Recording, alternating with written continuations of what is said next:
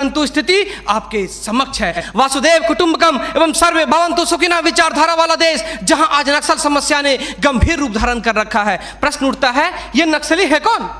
समाज के सबसे शांत, शहरों से दूर जंगलों में रहने वाले तथा खेतों के माध्यम से अपने जीवन यापन करने वाले वो लोग जो अपने पूर्वजों द्वारा दिए गए धरोहर को बचाने के लिए सरकार के खिलाफ हथियार बंद हो गए हैं और अंततः ये लोग नक्सली बनने पर मजबूर होते हैं। महोदय, आधुनिकीकरण के नाम पर उन गरीब आदिवासियों की जमीनों को छीन ली गई तथा उन्हें मजबूर कर दिया बंधुआ मजदूर बनने पर, किंतु आज उनकी अधिकारों की कोई बात तक नहीं करता। मन समर्पित, तन समर्पित और यह जीवन समर्पित। मैं पूछता हूं, देश की धरती तुझे क्या दूं, क्यों दूं और किस लिए न्यौछावर करूं अपना सब कुछ तुम पर? क्या इसलिए कि मुझे देशद्रोह जैसे शब्दों से नवाजा जाए या इसलिए कि मुझे फर्जी इनकाउंटर में मार दिया जाए? जी हां अध्यक्ष महोदय, कुछ ऐसा ही समय था जब मान्य सूर्य लखन भैया सोहराबुद्दीन तथा तुलसीराम प्रजापति को फर्जी इनकाउंटर में मार दिया गया। यह कैसी विडंबना है महोदय, हमारे विपक्षी साथी द्वारा मानव अधिकार का संरक्षण किए बगैर ही राष्ट्रीय सुरक्षा की बात करते हैं। जब आम लोगों का कोई अधिकार ही नहीं हो तो इस स्थिति में राष्ट्रीय सुरक्षा का क्या मतलब? मैं पूछना चाहता हूं अपने विपक्षी साथियों से,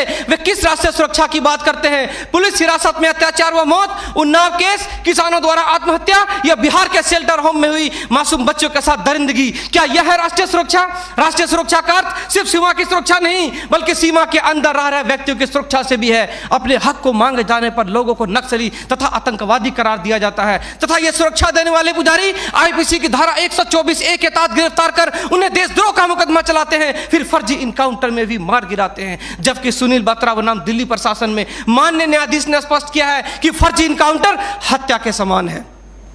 10 जुलाई 2004 को मनोरमा देवी के साथ दुष्कर्म और उसकी हत्या तथा पूर्वोत्तर राज्य की महिलाओं द्वारा हम सुरक्षा बलों के समक्ष निर्वस्त्र होकर विरोध प्रदर्शन करना इस बात का द्योतक है कि हम सुरक्षा बलों ने arms force special power act का दुरुपयोग कर नाजायज फायदा उठाया है। वहां के लोगों को जबरन गिरफ्तार कर उसे मानसिक एवं शारीरिक रूप से प्रताड़ित किया है तथा उनकी बहु बेटियों के साथ दरिंदगी कर मानवता को संसार किया है। यह देश की सभ्य समाज एवं लोकतांत्रिक शासन प्रणाली पर प्रश्नवाचक चिन्ह है। सीआरपीसी की धारा 41, 42, 107, 151 के तहत बिना वारंट गिरफ्तार करने की शक्ति, सीआरपीसी की धारा 129, 130 मजमे को तितर बितर करने की शक्ति और जरूरत पड़ने पर गोली चलाने तक की शक्ति इन सुरक्षा बलों को दी गई है। और कितने अधिकार दिया जाए इन्हें? तो दे दो रोलेक्ट एक्ट जैसा अंधा कानून और ढूंढते रहो इतिहास के पन्नों पर स्वतंत्रता एवं समानता जैसी शब्दों को। महोदय, आज जरूरत है चिंतन की, मंथन की, जागरूकता की, लोगों में विश्वास जगाने की। आज जरूरत है सुपर 30 जैसे संस्थानों की, ताकि अपने पथ से भटके हुए बच्चों को उचित शिक्षा,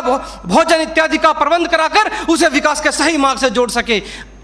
अंत में फैसला माननीय निर्णायक मंडल के पर छोड़ते हुए गुरुदेव रविन्द्रनाथ टैगोर की इन पंक्तियों के साथ मैं अपनी वाणी को विराम देना चाहूंगा कि मैं जीना चाहता हूं इंसानों की फौज के बीच में, मैं जीना चाहता हूं उगते सूरज की किरणों के बीच में, सुंदरता और सुगंध के बीच में। मेरी इच्छा है काश मिल जाए मुझे थोड़ी सी जगह इन जीने वालों के दिलों के बीच में। जय हिंद,